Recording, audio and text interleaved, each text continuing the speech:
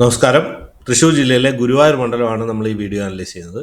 2014 vote നോക്കുകയാണ് LDF ജയിച്ച മണ്ഡലമാണ് ഗുരുവായൂർ. 66,000 വോട്ട് LDFന് കിട്ടിയപ്പോൾ 50,000 വോട്ടാണ് UDFന് കിട്ടിയത്. NDAക്ക് 25,000 വോട്ട്. അന്നേ NDAക്ക് ഒരു 25,000 വോട്ടോളം കിട്ടിയൊരു മണ്ഡലമാണ് ഗുരുവായൂർ. 15,000 വോട്ടിൻ്റെ മാർജിനിൽ LDF ജയിക്കുകയും ചെയ്തു. 2021 വരുമ്പോൾ വീണ്ടും LDF നിലനിർത്തി 77,000 വോട്ട് LDFന്, UDFന് 58,000 വോട്ട്. അപ്പോൾ അങ്ങനെ പക്ഷേ NDA അന്ന് കാൻഡിഡേറ്റ് നിർത്താൻ പറ്റിയില്ല. അവരുടെ സാങ്കേതികമായിട്ട് എന്തോ നാമനിർദ്ദേശ പത്രിക തള്ളിപ്പോകാൻ ചെയ്തു. അങ്ങനെ സാങ്കേതികമായിട്ട് NDAക്ക് കാൻഡിഡേറ്റ് ഇല്ലാണ്ടായിപ്പോയി ഗുരുവായൂർ. അപ്പോൾ LDF വീണ്ടും നിലനിർത്തിയൊരു മണ്ഡലമാണ് ഗുരുവായൂർ. ലോക്സഭയിലോട്ട് വരികയാണെങ്കിൽ ലോക്സഭയിൽ ഗുരുവായൂർ മണ്ഡലത്തിലെ UDF മുകളിലെത്തിയിരിക്കുകയാണ്. LDFൻ്റെ പരമ്പരാഗതമായിട്ട് കിട്ടിക്കൊണ്ടിരുന്ന മണ്ഡലത്തിൽ UDF 57,000 വോട്ടിന് ഫ്രണ്ടിലെത്തിയിരിക്കുകയാണ്. LDF 50,000 വോട്ടിട്ട് കുറഞ്ഞു. NDA ശ്രീ സുരേഷ് ഗോപി ആയതുകൊണ്ട് 45,000 വോട്ട് നേടി മൂന്നാമതെത്തിയിരിക്കുകയാണ്. 45,000 വോട്ടെന്ന് പറയുമ്പോൾ ഒരു 12,000 വോട്ടിൻ്റെ വ്യത്യാസമേ ഉള്ളൂ ഫസ്റ്റും തേർഡും തമ്മിൽ. അപ്പോൾ ഇപ്പോഴത്തെ കണ്ടീഷനിൽ നമുക്ക് 3 മണ്ഡലം കൂടെ ഒന്ന് നോക്കാം, കമ്പയർ ചെയ്ത് നോക്കാം. അല്ലെ, LDFൻ്റെ വോട്ട് ഷെയർ മുന്നണികളുടെ ഒന്ന് നോക്കാം. 66,000 വോട്ടുണ്ടായിരുന്ന LDF 75,000 വോട്ടിലോട്ട് ഉയർത്തുകയും 2021 ലോക്സഭ ആയപ്പം 50,000 വോട്ടിലോട്ട് താഴെയാണ് ചെയ്തത്. 50,000 വോട്ടെന്ന് വെച്ച് കഴിഞ്ഞാൽ 27,000 വോട്ടിൻ്റെ വ്യത്യാസം ലോക്സഭയിൽ LDFന് ഇടിവ് വന്നിട്ടുണ്ട്.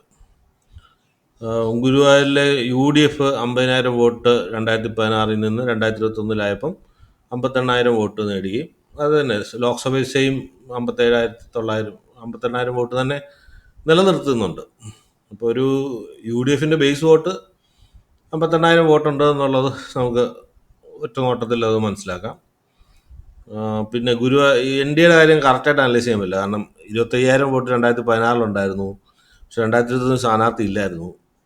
2024 45,000 വോട്ട് കിട്ടിയപ്പോൾ അത് നാച്ചുറലി വന്നാണോ, 21 ഡേറ്റ ഇപ്പോൾ 21 35,000 ഒക്കെ ഉണ്ടായിട്ട് 45,000 വരികയാണ് നാച്ചുറലായിട്ടൊരു പാർട്ടി വളർന്നതായിട്ട് മനസ്സിലാക്കാം. ഇതിപ്പോൾ അതല്ലെങ്കിൽ കാൻഡിഡേറ്റ് ശ്രീ സുരേഷ് ഗോപി കാരണം കിട്ടിയ വോട്ടാണോ എന്നുള്ളത് ക്ലിയർ ആയിട്ട് നമുക്ക് മനസ്സിലാവില്ല. എങ്ങനെയായാലും 45,000 വോട്ട് പിടിക്കാൻ, താമര ചിഹ്നത്തിൽ കുത്തി വോട്ട് നേടാൻ NDAക്ക് പറ്റിയെന്നുള്ളതാണ്. അപ്പം 3 ഇലക്ഷൻ കൊണ്ട് നോക്കുവാണ്. 2016 2021 അസംബ്ലിയിൽ LDF ഫ്രണ്ടിലാണെങ്കിലും ലോക്സഭ ആയപ്പോൾ UDF ഫ്രണ്ടിലെത്തിയിരിക്കുകയാണ്.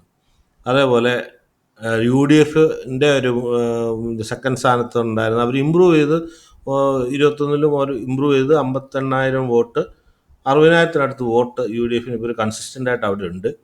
LDFൻ്റെ പക്ഷേ വോട്ട് ഷെയർ വളരെയധികം കുറഞ്ഞ് 50,000 എത്തിയിരിക്കുകയാണ്. NDAയും ഒരു നല്ല രീതിയിൽ വോട്ട് പിടിച്ചിട്ടുണ്ട്. എനിക്ക് തോന്നി അപ്പോൾ NDA വോട്ട് പിടിച്ചത് LDFൻ്റെ കോട്ടയിൽ നിന്നാണെന്നത് മനസ്സിലാകുന്നത്. കാരണം UDFൻ്റെ വോട്ടിൽ വലിയ കുറവൊന്നും വന്നിട്ടില്ല. 21 ഇലക്ഷനും 24 ലോക്സഭയും നോക്കുവാണെങ്കിൽ സെയിം വോട്ട് തന്നെ UDF കിട്ടിയിട്ടുണ്ട്. പക്ഷേ LDFൻ്റെ വോട്ട് വളരെയധികം കുറഞ്ഞിട്ടുണ്ട്. അപ്പം NDA ഇനിയും 45,000 വോട്ട് പിടിച്ചാൽ LDFൻ്റെ ക്ഷീണമാവാം. അപ്പം എൻ്റെ ഒരു അനാലിസിസിൽ ഇത് UDFന് കുറച്ച് അപ്പുറമായിട്ട് നിൽക്കുന്ന ഒരു മണ്ഡലമായിട്ടാണ് തോന്നുന്നത്.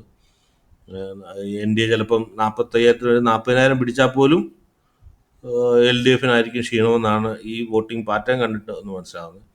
അപ്പോൾ ശക്തമായ ത്രികോണമാണ് നടക്കുന്നത്. BJP 6 വോട്ട് പിടിക്കുന്നതനുസരിച്ചിരിക്കും.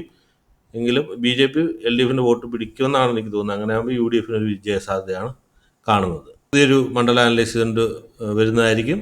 ചാനൽ സബ്സ്ക്രൈബ് ചെയ്യാൻ അഭ്യർത്ഥിച്ചുകൊണ്ട് നിർത്തുന്നു. നന്ദി, നമസ്കാരം.